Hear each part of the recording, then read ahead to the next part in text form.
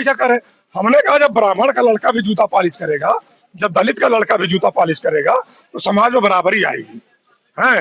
और दोस्ती बराबर के लोगों में होती है। वैधानिक पद से वो उच्च पदों पर ब्राह्मण जाति के लोग बैठे हुए हैं अभी भी। हम बता दें, ब्राह्मण नहीं दोषी, ब्राह्मण बाद दोषी है। हम इसलिए कह रहे हैं, ब्राह्मण तो बाहर से आए, आप भी जानते हैं। कहाँ से आए ब्राह्मण? यूरेशिया से आए हैं, बाहर से है। यहाँ की सौंदर्य सभ्यता मूल सभ्यता रही है, और बौद्ध धर्म यहाँ का मूल धर्म रहा है। आए यहाँ, शंकर जी यहाँ के राजा होते थे। पहले शंकर जी को पटरी आए, पार्वती से बढ़िया विवाह करा दी थी गोरी चिट्ठी लड़की से। विवाह कराने के बाद शंकर जी को बस में कर लिए। नशेरी गजड़ी भंगे, तब शिक्षा की तरह प्रसार नहीं था। और जब नहीं, जैसे मोदी पिछड़ा है, पिछड़े नाम पे नोट ले लिए, वैसे शंकर जी को आगे करके मूल निवासियों को कब्जे में कर लिए। यही यहाँ का इतिहास है ना। राम राज्य, राम राज्य की संकल्पना क्या आप समझते हैं? राम राज की संकल्पना, राम को हम मानते हैं, हम गिरते हैं हरे राम हम कहते हैं। राम के महत्व हमारे लिए है, लेकिन वहीं तक है जहाँ राम सही है। लेकिन जहाँ गलत है वहाँ हम राम का विरोध करते हैं। जैसे उन्होंने शंभू को मारा, मैं उस घटना को गलत मानता हूँ। उन्होंने बलि को धोखे से मारा, मैं उस घटना को गलत मानता हूँ। उन्होंने गर्भवती सीता को वन में छोड़ा भेड़ियों के सामने, मैं उसको गलत मानता हूँ। राम महान थे, लेकिन हर आदमी में अच्छाई और बुराई होती है। बिल्कुल बिल्कुल। है जैसे हम खाते क्या है, कोई गंदी चीज तो खाते नहीं, निकालते क्या गंदी चीज। इसी तरह से हर जगह अच्छाई बुराई होती है। तो राम जी जो अच्छाई थी उसको हम मानते हैं, जो बुराई थी उसकी निंदा करते हैं। बिल्कुल मानना भी चाहिए। लेकिन अब जो बात हम आपसे पूछना चाह रहे हैं वो ये है, अब हम सब लोग जानते हैं कि योगी सरकार में गौ माता के लिए बहुत बड़ा स्थान दिया गया, लेकिन गौ माताओं की आज की वर्तमान स्थिति क्या है? मैं आपको बता दूं, मैं भी रिटायर हुआ हूँ, समझ रहा है। हम गौशाला जाना बंद कर दी। 30 रुपया दिया जाता है गायों के खाने के लिए, गायों को ठूस के भर दिया जाता है। और अगर किसी गौशाला खुदवा दीजिए तो वहाँ हड्डियां मिलेगी। गाय वहाँ आती 6 महीने मर जाते, उनका जीवन छोटा। जो गौशाला में गई 6 महीना ज्यादा नहीं जीती। ये गौशाला बधशाला है। अब हमें बता दीजिए, ये गौशाला बधशाला है।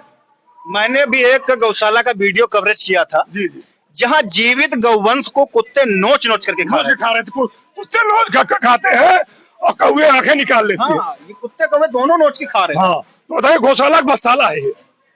हम तो कह रहे हैं हमको एक बार में गोली मार दीजिए, हमें हमारे लिए अच्छा है। लेकिन हमको साला खाने पीने तड़पा के मारिए, जिंदा रखिए बहुत दिनों तक, हमारे लिए लानत नरक है। लेकिन अब ये बात कैसे कहना चाहेंगे, 599 दिन यहाँ शिक्षक भर्ती को लेकर के लोग धरना कर रहे हैं, घोटाले को लेकर के। घोटाला स्वीकार भी हो जाता है, क्योंकि ये भारतीय संविधान जो है वो अनुमति देता है अपने अधिकारों की रक्षा के लिए, अपने अधिकारों के लिए लड़ने के लिए। लोग यहाँ संवैधानिक तरीके से बहुत ही शांतिपूर्ण ढंग से इन लोगों ने 599 दिन आज पूरे कर लिए हैं धरना प्रदर्शन को करते हुए। बारिश का मौसम है, कैमरा में एक बार दिखा दीजिए। मैं भी अपने काम को ईमानदारी से कर रहा हूँ। मैं जातिवाद नहीं मानता, मनुवाद नहीं मानता, मैं संविधान को मानता हूँ, आस्थाओं को अपनी अपनी मानता हूँ। आपकी अपनी आस्था जहाँ है आप मानिए, मेरी आस्था है वो चीज है। हमारा कहना है पहले समाज को समतल कर दीजिए। जैसे मतलब खेत होता ऊंचा नीचा, वहाँ पैदावार अच्छी नहीं होती। ये कैसे होगा? ये ऐसे होगा कि ब्राह्मणों को नीचे आना होगा और नीचे वालों को थोड़ा ऊपर उठाना होगा। क्यों नीचे आना होगा? हम तो अगर कोई आदमी ऊपर बैठा है वो क्यों नीचे आना चाहेगा? पहले देखिए, पहले जात खत्म करना होगा समाज से। जब जात खत्म होगी तभी हमारा देश मजबूत होगा। और जात तभी खत्म होगी जब हम इंटरकास्ट मैरिज शुरू कर दे, जाति भेदभाव मानना बंद कर दे, सारी चीजें कर दे, जात अपने आप खत्म हो तो रहा है। लव मैरिज तो हो रही है, लेकिन अभी अपवाद में है, अभी मनवादी हावी है। अब देखिए केंद्र में मनवादी सरकार है, प्रदेश में मनवादी सरकार है। और अभी राम भद्राचार्य देखे, कहते थे भैया मंदिर में आइए, और बीमार हुए तो गए डॉक्टर के यहाँ। ये पाखंड फैला रहे, पाखंड फैलाने वाले जब तक अपना पाखंड फैलाते रहेंगे तब तक समाज का समतलीकरण नहीं हो सकता। देखो मेन चीज आपने बात कही है, लेकिन मुझे ये लगता है कि लोगों को सोच बदलने की जरूरत है। जिस दिन ये समाज शिक्षित हो जाएगा, जितने भी लोग, मुझे लगता है जितने लोग शिक्षित हैं वो लोग जातिवाद के बंधन से बहुत आगे हट चुके हैं। देखिए आपके सामने आपका छोटा लड़का, अगर मैं ये मानता कि मनुवाद मानता, समाजवाद मानता, ब्राह्मणवाद मानता, तो शायद मैं आज आप लोगों की बात उठाने के लिए यहाँ पे मौजूद नहीं होता। और ये पहला दिन नहीं था, मेरी बात सुन लीजिए, ये पहला दिन नहीं है, यह तीसरा दिन है। आप आइए भैया, थोड़ा भैया की बात लीजिए। क्या लग रहा है, अगर मैं ब्राह्मण हूँ, ब्राह्मण होकर के हमने आपसे जाति भी नहीं पूछी, आप किसी जाति से, हालांकि आप लोगों ने बताया मैं पिछड़ा से हूँ, दलित हूँ, या आप लोगों ने खुद से बताया, मैंने नहीं पूछा। मैंने आपके जो कवरेज किया हमने उसको चलाया भी है, चलाया कि नहीं चलाया? जब आपको ये बात हमें पता हो गई होती, अगर मेरे अंदर एक ब्राह्मण होने के नाते मनुवाद होता, ब्राह्मणवाद होता, तो मैं आपकी आवाज को क्यों उठाता? देखिए हमारा सर आपने जैसे कहा कि मैंने अपना जाति नहीं बताई, सर उसकी आवश्यकता भी नहीं पड़ती है। जो उच्च लोग, उच्च जातियां हैं, उनको जरूरत ही नहीं पड़ती है सर। ये हमारी जो भर्ती है 69,000, ठीक इससे पहले 68,500 की भर्ती हुई थी, उसमें भी विसंगतियां हुई थी।